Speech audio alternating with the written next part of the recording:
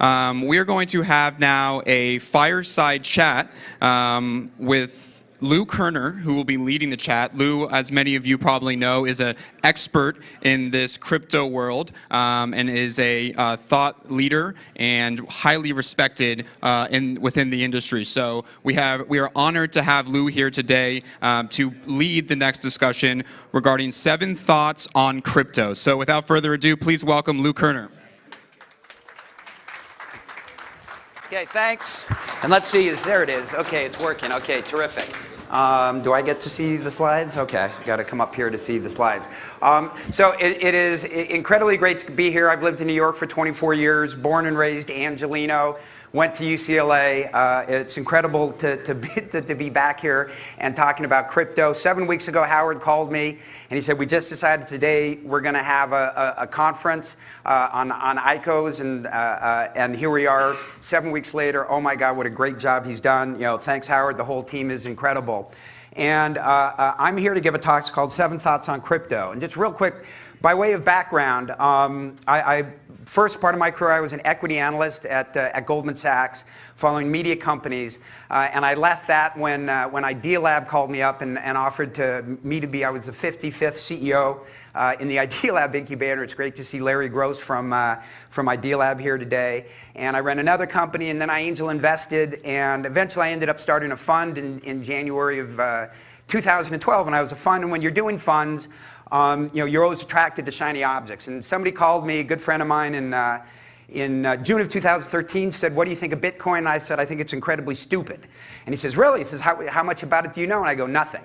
And so he said, well, why don't you get smart on it? So when I want to get smart on something, one of the 2 things I do is I hold conference calls with the smartest people in the world, and I have them teach me. And I get audiences on the calls. And so I had a call in June of 2013 with Barry Silbert from DCG and Chris Larson from Ripple and Marco Santori, who's now with Cooley and just wrote the SAFT. And it was a great call, and I've done over 50 of these calls over the last 7 years. It was the only call that the Wall Street Journal live blogged, and they started the live blog by saying we're on a conference call being held by Lou Kerner, Wall Street's Bitcoin expert. And so I knew nothing. And I describe the next 9 months. I spent about 20% of my time on Bitcoin and trying to understand it. I'm a domainer. I bought bitcoinwallet.com. That worked out well. I made a small investment in a company that didn't work out so well called ChangeTip, great company, too early.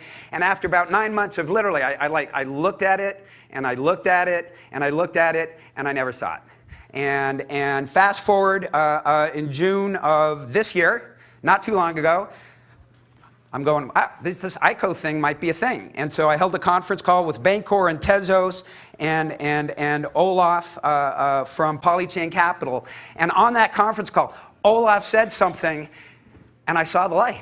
And that was a little more than 4 months ago, and I have been manic ever since, having seen the light, having seen what's going to happen. And the other thing that I do when I want to learn is I write. And so I feverishly started writing and writing and writing and learning. That's how I learn. And it's just the densest thing ever. And I'm writing. And after 6 weeks of writing, I get an email from Medium. And they say, congratulations, you're a top 50 writer on crypto on Medium. I'm like, really? Didn't know that was a thing. And so I looked, and I was 48th. And that's great. And so now I had a metric. And now 3 months later, today I'm number 4. And I continue to write, continue to try and figure out what's going on. And all of this writing, I've written one thought piece called 7 Thoughts on Crypto. I stopped, I got a breath. I said, okay, after 3 months, what have I learned? And this presentation is just that Medium post as a presentation. And so the first thing that I learned is that nobody knows anything, right? That's where we are. This is like a Cambrian explosion 450 million years ago. There was no life, and now and then the Cambrian explosion happened, and you had all of these, immense number of new life forms, like all of a sudden came into being, and most of them died out, but the ones that were left were epic. And that's kind of where we are today. It just, boom, the crypto thing, Cambrian explosion just happened. And we're getting all these amazing new companies, but at the end of the day, really, nobody knows anything. Everybody's learning together.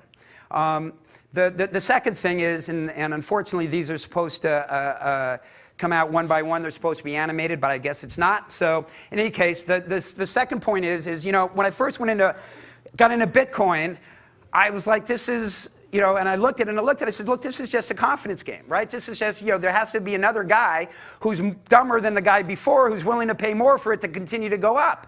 And then, one of the things that I realized, Chris Bernisky, who's one of the smartest guys in this space, he told me, and it's like, oh my God, he's right.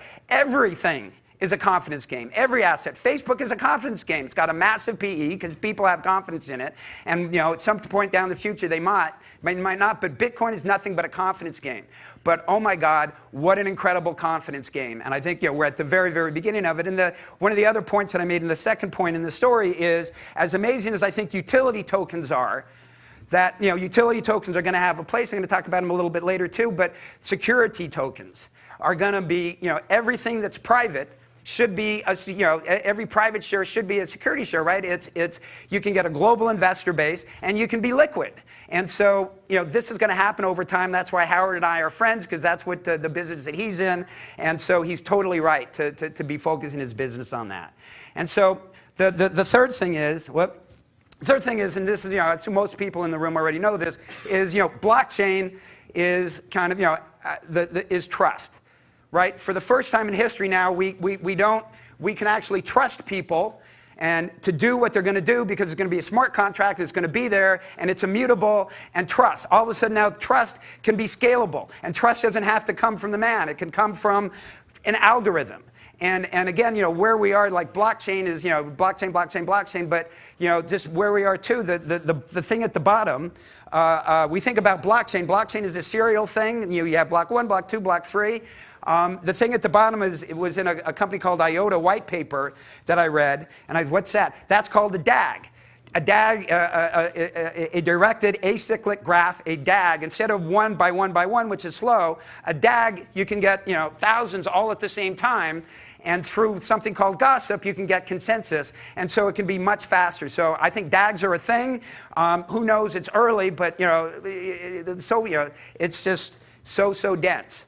So the next thing, right, the biggest thing is decentralization, right? Now, decentralization, and actually I got this line from Michael Jones. He said it on a conference call that I held, and I've co-opted it, is decentralization is now the lens that I look through everything, right? What can be decentralized? Is this the right thing to be decentralized?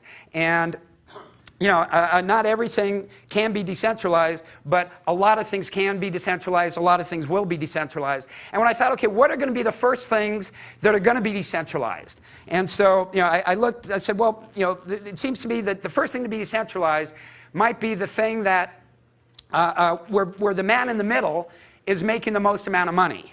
So if you take a look at, so, again, this is supposed to be animation. This is supposed to be animation. But the second most thing, the second highest profit margin of any business is investment managers. I'm a VC. This is right, I'm going to be decentralized, right? So, this is, it's funny that it's not animated. So, decentralization, right? So this is, I think a major point, right? Is crypto in a bubble? Is crypto in a bubble? I'm so sick of hearing that question. So yes, I believe crypto is in a bubble, but I believe, so what? So if it's not a bubble, then what is it? Okay, I'm going to tell you what I think it is. Okay, well first, you have to appreciate that this is how we think as humans. We think linearly. We think things are going to be huge tomorrow, and we get all excited and all hyped, and then when it's not huge tomorrow because it's actually an S-curve, like with the internet, we got all excited, oh my God, and then it was like, oh, actually the internet's not a thing, right? And it turns out that there's actually a name for this, and it's called Amari's Law. And he was a professor in the 70s. He coined the Amari. He was a professor at Stanford. And Amari's Law is that the impact of all great technological change is overestimated in the short run and underestimated in the long run. And that's one of the reasons why we get a bubble. And so if it's not a bubble, then what is it? Well, here's what I think it is, okay? Let's look at Amazon, okay? So the first couple years of Amazon, it was up 70x in 2 years, 70x in 2 years. A lot of people looked at that and said, oh my God, that's a bubble. And in fact, the next 2 years, if you just take that chart and you just extend it on for 2 more years, you get a crash. Amazon, arguably the greatest company in the history of the world, was down more than 95%. And you look at that chart and you go, oh my God, that was a bubble and that was a crash.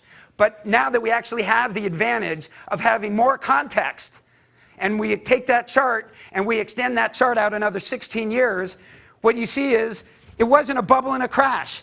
It was just a little blip, right? It was just a little blip. And if you believe, like I believe in my core, that where we're going, that we're blockchain plus cryptocurrency is it going to enable decentralization, and decentralization in 20 years is going to have that kind of impact. I actually believe that the impact of this is going to be greater than the impact of the internet. It's not going to happen overnight, but you know, today actually, you know, if I ask people all the time when I'm talking to them one-on-one trying to get this, what percentage of sales of all retail sales do you think are internet, right? Come up with the number. The real, in your head, right? The real number is 8%.